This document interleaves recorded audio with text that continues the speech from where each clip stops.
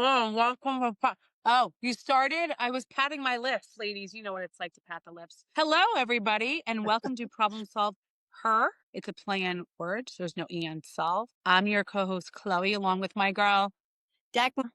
Dagmar's in me, House. Ladies and gentlemen, because 25% of men love to hear what we have to say. We're here to inspire, encourage, give confidence, independence, tell our stories, share our experiences. We don't gatekeep.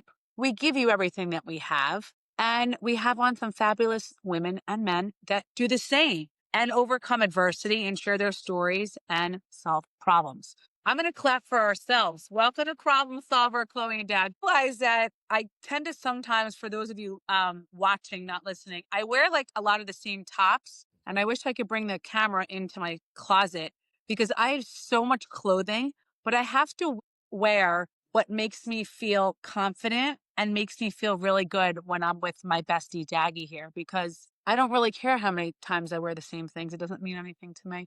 I have that too. I have my preferred clothes, and I'm pretty sure today we talk about perimenopause, part 2, that when you're in your emotional state, and like for me doing the podcast, I have to get into my emotional state, my vulnerability, my empathy within to really give everything. And for that, I need the clothes what fits the emotion I'm in. Is that when you're on perimenopause that the clothes need to fit the emotions you're experiencing? Absolutely. So one of the beautiful signs of perimenopause is some days you're very bloated. I mean, I can have a night where I eat so light and I'm like, I'm going to wake up feeling like a model, but I don't. And I'm bloated and it's not a good day. And I don't want to wear anything that makes me feel like,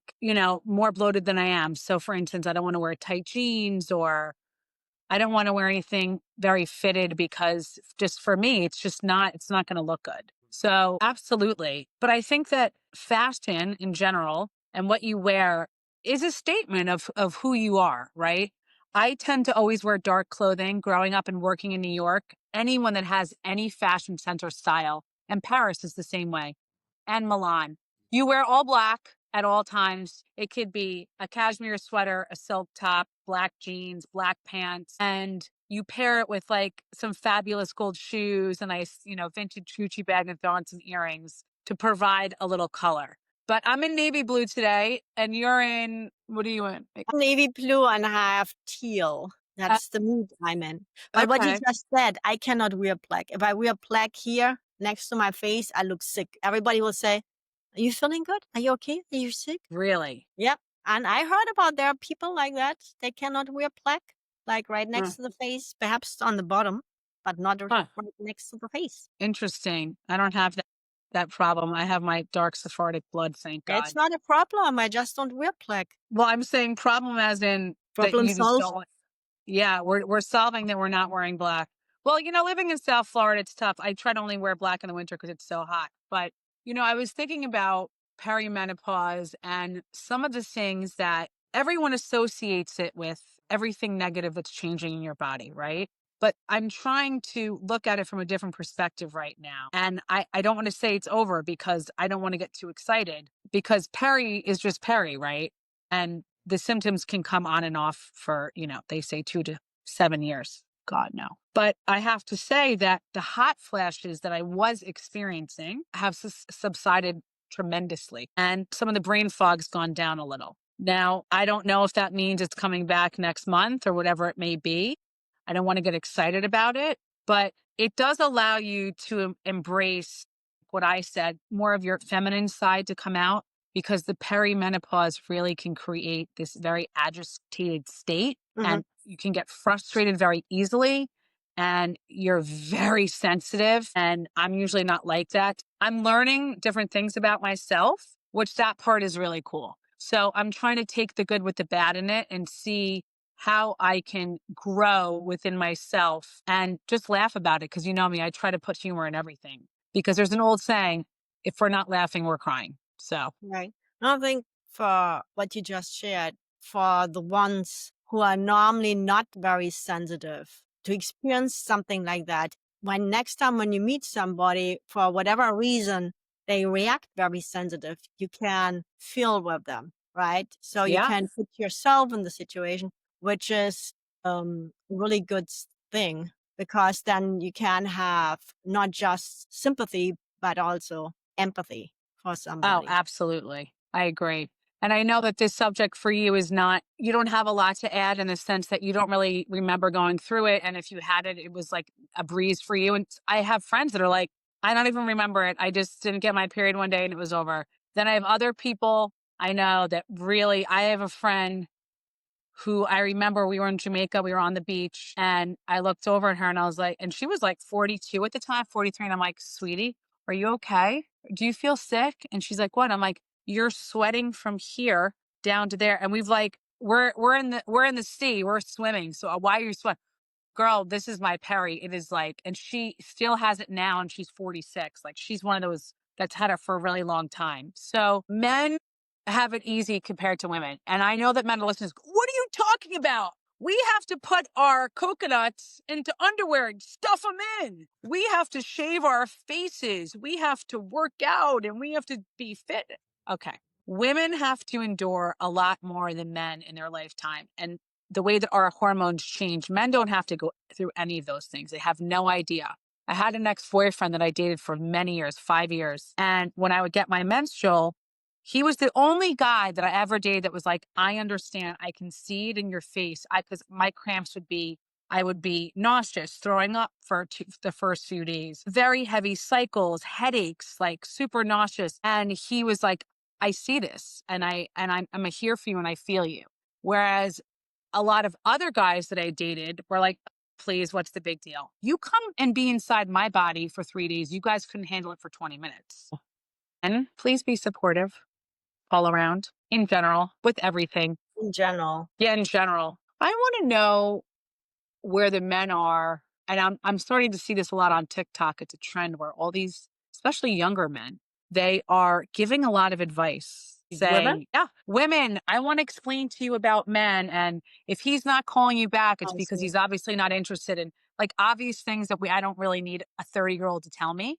But I find it interesting the perspective that men have on women, right? So I posted a Some video. men, not in general, some men. No, in general. This is in general. I'm not saying 100% Generalizations, of, we're not doing generalizations here. well, it's not 100% of men, but I'm just saying, for a good amount of men that I'm seeing online and what they're saying, and even in the responses. I posted a video saying, I want to know, men, what it is about women that intimidate you.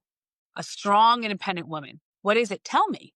That's all I said. And I got very mixed reviews. Some wrote back, we love you guys. Where have you been? Others wrote and said, you guys are too much drama. Okay, so if a woman's independent, she's drama. Interesting. Or we don't need independent women. So I think it's really interesting that my point was proven when I said, why are men so intimidated by women? Instead of taking that on and trying to come from a vulnerable perspective and actually sharing why, it was very defensive, or it was the total opposite. Like, yes, we're all the women are independent.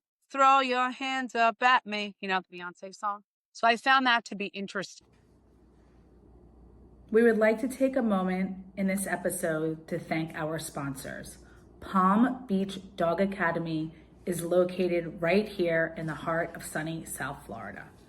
Founded by Jeff Nelson, who did his training at the Harvard of Dog Training Academies at the Tom Rose School in Missouri.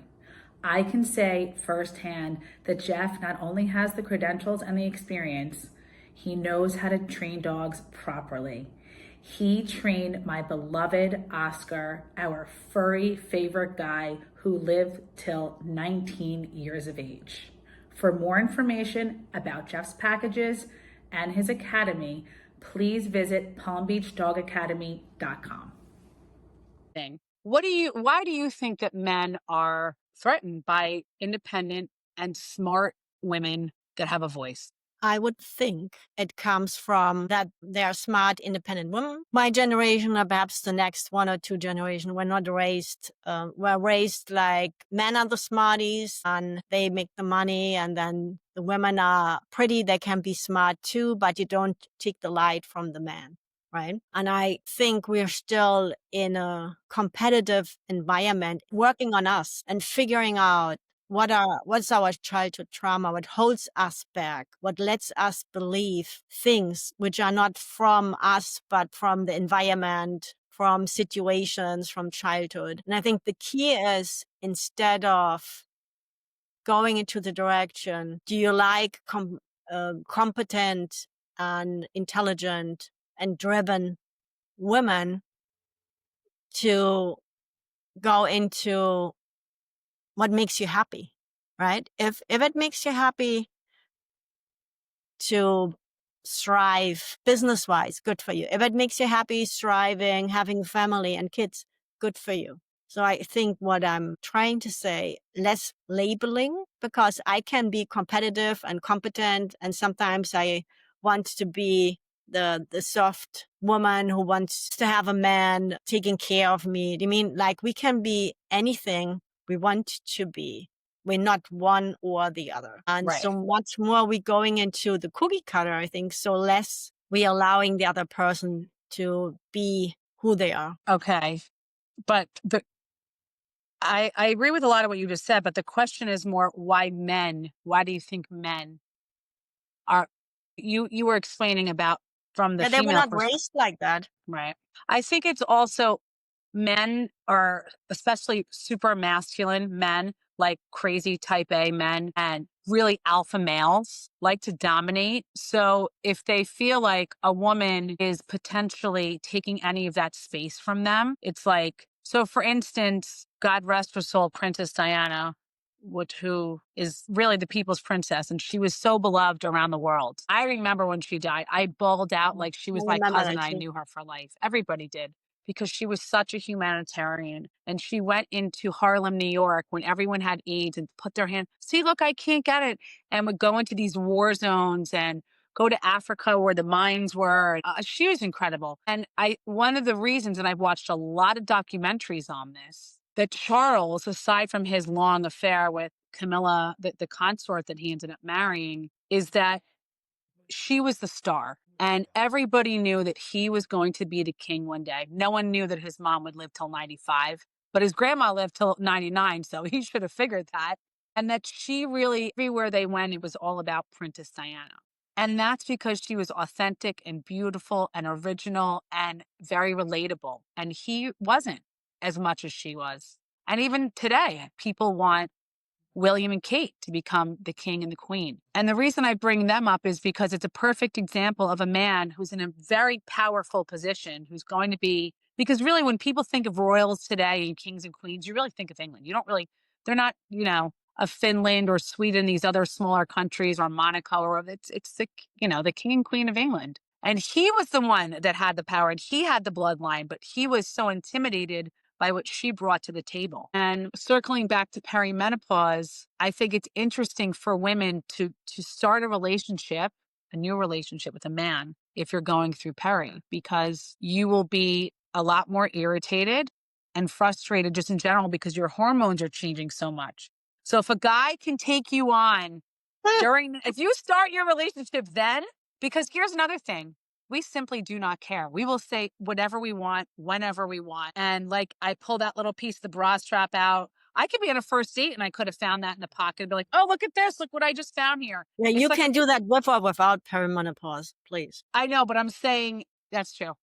Um, I could and I would, but I think that if you could meet a guy during that time where he's going to see a lot of changes, right? And up and down in your different personalities, so to speak. And he's like, I like this. I mean, that's a keeper right there, because you're really showing all the different sides of you and your vulnerabilities. Okay. So Yeah, then, if that is a scenario, then you as a woman would need to have the foresight to see the goodness in this partner, and not benefiting from it just in the moment as you going through that, but when you feel normal again, exactly. then you want an alpha again. mean? So I still think and go back to if both partners have worked on their kinks, their triggers, and what they don't want in their life and what they want in their life, finding a partner during perimenopause and giving both the opportunity to be themselves, I think is a beauty. Absolutely.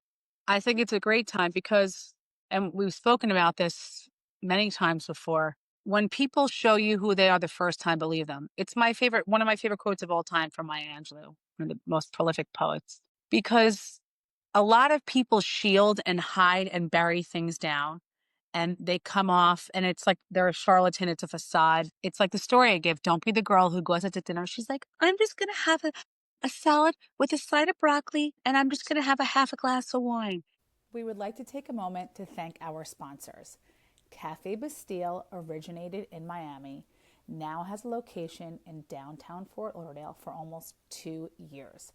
Located steps from Las Solas and sitting on the canal, I can personally say I frequent there often. Their lattes are wonderful, hot or cold. The velvet pancakes just melt in your mouth. The pommes frites are on point, and the bottomless mimosas for brunch all day long are absolutely fabulous. For more information, please go to cafebastiledowntown.com. And then 4 months later, you guys are out and you said you're a vegetarian Eggs, and you're French like eating fries. burgers and fries and you just down 5 beers and then you burp in the guy's face. Just show who you are off the jump, men and women. Because if you can't show me who you are right away, that means you're hiding something that I probably won't like. And I want to know everything up front and then I'll make the decision. Yeah, it I could think be it's so important. many reasons. Could be love bombing, could be anxious attachment style. I know, but I think a lot of people are consciously aware in the beginning. You know, it would be like if I met a guy and I pretended to be this like kind of quiet little mousy. And it's like, no, I'm first, I wouldn't even know how to do it. But I think that just be true to who you are. And not everyone's going to love you in the sense that not everybody's right for each other. I might meet the most attractive guy tomorrow and think there's like really cool chemistry, but be like, no, I don't see the connection. Not going to happen. Not going to waste my time. There's only Sure. one guy that can do that. And we know who that is. It's Brad Pitt. He can do whatever he wants. I don't care how he comes in, what he says, how he looks. I don't care if he farts in my face. But I think it's really important to look at the red flags immediately. And so part of Peri is, and me not caring is I can smell bullshit a mile away right now. I don't have the energy. I don't have the time. If something is off by a smidge, I don't need to have another conversation with you. I'm not wasting my time. I don't have it. I don't want it. I don't need it. I think what you just said, that's my one message for this perimenopause part, to look at the bright side and benefits of perimenopause, that instead of before perhaps people pleaser, right? You cared too much about others. Now it's really your opportunity because it seems like you cannot control it, right? It just comes. It just is. Look at the bright side and the opportunity. If somebody can handle it in these situations, there's really love. When you're a people pleaser, you focus on the other person and not on what feels good to you. So perimenopause is an opportunity to do things what feels good to you. Right. You don't want to get lost in the moment. You want to be, I know that's another thing that happens in relationships. Then you forget who you are, but that's a whole nother episode. My message is when you're in perimenopause, you have to just fake it till you make it and work the beach, bitch, and go out there in your bikini and storm the Atlantic Ocean like you're in Normandy and just do you, boo. Thank you. Meanwhile, where could people find us? We're everywhere, guys. Girl, GURL. If you don't know how to spell chutzpah, look it up on the Google. Chutzpah Girl on TikTok. ProblemSolvHer on this thing Instagram, called Instagram. See, my Peri brain just kicked in for a second. website. Chloe.flow _ on TikTok, on Instagram for me. I want everyone everywhere. And my phone number is, just kidding. And you can also find us on ProblemSolvHer.com, no E on solve, and the YouTube. Subscribe. We love you. We see you. We hear you. Yeah, problem solver is my heart. Woo! Go Perimenopause. Just a quick note before we end. This conversation is for inspiration and empowerment only. It's not medical, mental health, or legal advice. We are not doctors, therapists, or lawyers. just women sharing real stories and personal truth.